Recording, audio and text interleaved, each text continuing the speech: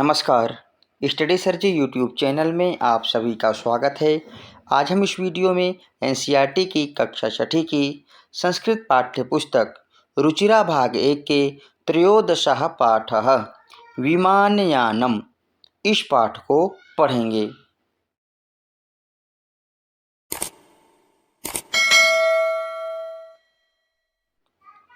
आइए वीडियो शुरू करते हैं।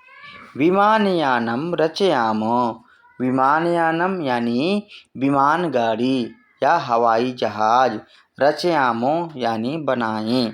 तो आइए सबसे पहले इस पाठ का सस्वर वाचन करते हैं। राघव माधव सीते ललिते विमानयानम रचयाम। नीले गगने विपुले विमले वायुविहारं करवाम। वायुविहारं करवाम। उन्नतवृक्षं तुङ्गं भवनं क्रान्त्वाकाशं खलु याम। कृत्वा हिमवन्तं सोपानं चन्दिरलोकं प्रविशाम।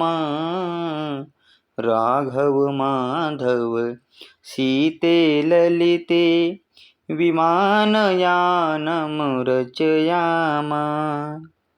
शुक्रः चन्द्रः सूर्यो गुरुरिति ग्रहान् हि सर्वान् गणयाम। विविधा सुन्दर तारा चित्वा मौक्तिकहारं रचयाम। राघव माधव सीते ललिते विमानयानं रचयाम। अम्बुदमालाम् अम्बरभूषाम् आदायैः प्रतियाम। दुःखितपीडितकृषिकजनानां गृहेषु हर्षं जनयाम। राघव माधव सीते ललिते विमानयानं रचयाम। नीले गगने विपुले विमले वायुविहारं करवाम। वायुविहारं करवाम। तो आइए अब इस पाठ के अर्थ को जानने का प्रयास करते हैं।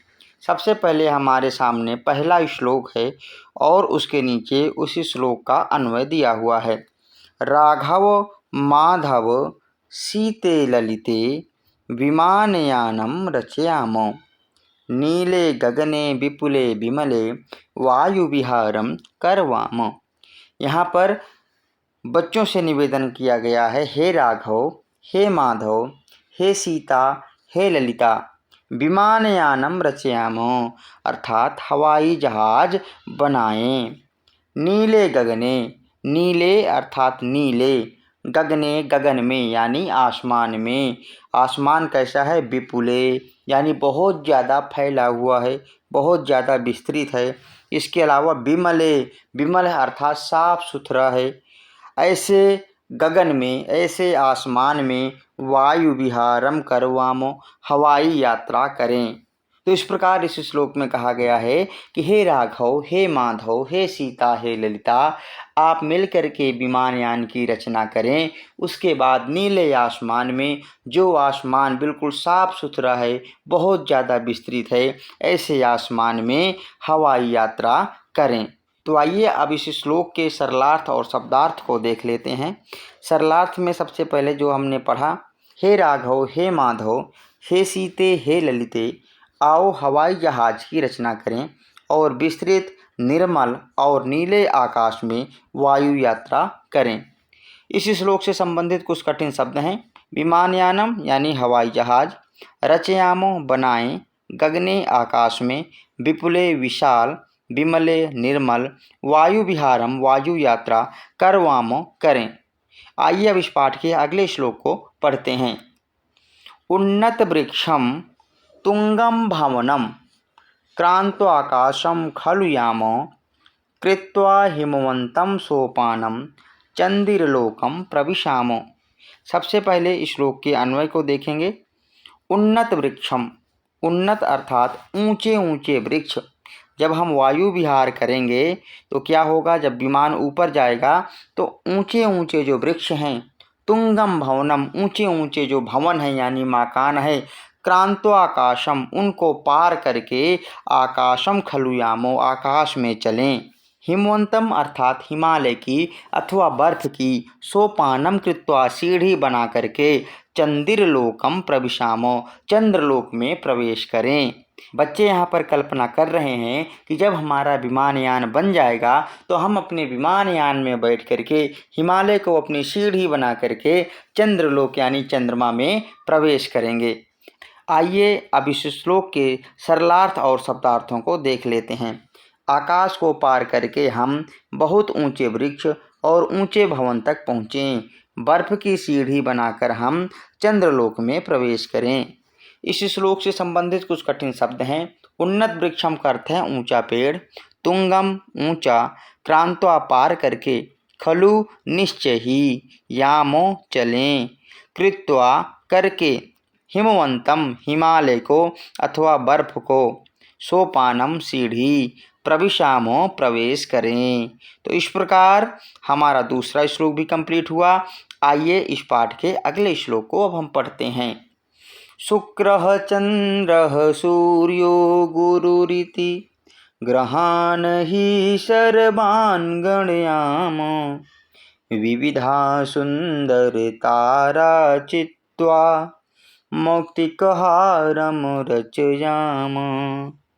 इस श्लोक के माध्यम से बच्चे जो हैं ग्रहों को गिनने और तारों को चुन करके अपने लिए मोतियों की हार बनाने का वर्णन करते हैं। आइए अन्वय के माध्यम से इस श्लोक के अर्थ को जानते हैं। शुक्रः चंद्रः गुरुः शुक्रः इति सर्वान् हि ग्रहान् गणयामो। बच्चे यहाँ कल्पना करते हैं कि जब हम चंद्रलोक में जाएंगे तब हम वहाँ पर सूर्य, चंद्रमा, गुरु, शुक्र, इसके अलावा बाकी ग्रहों को गिनेंगे। हमारे जितने भी ग्रह हैं उनको जा कर के राघव, माधव, सीता और ललिता गणयामो अर्थात गिनती करेंगे। इसके अलावा विविधाः यानी बहुत प्रकार के, सुंदर ताराः सुंदर सुंदर तारों को, चित्वा चुन करके, मौक्तिकहारम रचयामो मौक्तिकहार बनाएं। अर्थात यहाँ पर बच्चे कल्पना कर रहे हैं कि जब हम लोग वायु विहार करेंगे तो हम सभी ग्रहों की गिनती करेंगे। इसके अलावा सुंदर सुंदर तारों को चुनेंगे और अपने लिए एक मोतियों की सुंदर सी हार बनाएंगे। तो आइए अब इस श्लोक के सरलार्थ और शब्दार्थों को देख लेते हैं। सबसे पहले हमारे सामने है सरलार्थ। शुक्र, चंद्र, सूर्य, बृहस्पति, इन सारे ग्रहों को हम गिनें। अनेक प्रकार के और सुंदर तारों को चुन करके हम मोतियों की हार बनाएं। इस श्लोक से संबंधित कुछ कठिन शब्द हैं। ग्रहान का अर्थ है सभी ग्रहों को, सर्वान सभी को, गणयामः गिने, विविधाः अनेक प्रकार के, चित्वा चुनकर, मौक्तिकहारम मोतियों की हार को। तो इस प्रकार हमारा तीसरा श्लोक भी कंप्लीट हुआ। आइए इस पाठ से संबंधित अगले और आखिरी श्लोक को पढ़ते हैं। अम्बुदमालाम अंबरभूषाम आदायैव हि प्रतियामो दुःखित पीड़ित कृषिक जनानां ग्रहेषु हर्षम जनयामो। आइए अब अन्वय के माध्यम से इस श्लोक के अर्थ को जानने का प्रयास करते हैं। अम्बुदमालाम, अम्बुद कहते हैं बादल को, अर्थात बादलों की माला को, और अंबरभूषाम, अंबर कहते हैं आकाश को, और आकाश की भूषा को यानी शोभा को, आदायो लेकर के, ही निश्चय ही, प्रतियामो लौटें, यानी हम आकाश की सुंदरता और बादलों की माला को लेकर के वापस लौटें। इसके अलावा दुखित पीड़ित कृषिक जनाना, कृषि कहा यानी जो किसान हैं। कैसे किसान? जो दुखी हैं, जो पीड़ित हैं, उन किसान लोगों के गृहेषु घरों में हर्षम जनयामो, खुशी का माहौल उत्पन्न करें या खुशी को उत्पन्न करें। कहने का तात्पर्य यह है कि जब बच्चे वायु विहार करके वापस आएंगे तब अपने साथ अम्बुद यानी बादलों की माला को लेकर के और आसमान की सुंदरता को लेकर के वापस आएंगे और जो किसान दुखी और पीड़ित हैं ऐसे किसानों के घरों में खुशियां पैदा करेंगे। तो आइए अब जो है हम इस श्लोक के सरलार्थ और शब्दार्थों को भी देख लेते हैं। सबसे पहले हम सरलार्थ करेंगे। हम आसमान की शोभा बादलों की माला को लेकर ही लौटें और दुखी व पीड़ित किसान लोगों के घरों में प्रसन्नता को पैदा करें।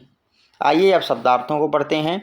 अम्बुद मालाम का अर्थ है बादलों की माला को, अंबरभूषाम आकाश की शोभा को, आदायो लेकर, प्रतियामो लौटें, एवो ही गृहेषु घरों में, हर्षम का अर्थ है खुशी को। इस प्रकार हमने इस पाठ के सरलार्थ और शब्दार्थों को कर लिया है। आशा करता हूँ आप सबके लिए यह वीडियो मददगार साबित होगी। यदि अभी तक आपने हमारे चैनल को सब्सक्राइब नहीं किया है तो कृपया हमारे चैनल को सब्सक्राइब करें। वीडियो देखने के लिए आप सबका बहुत बहुत धन्यवाद।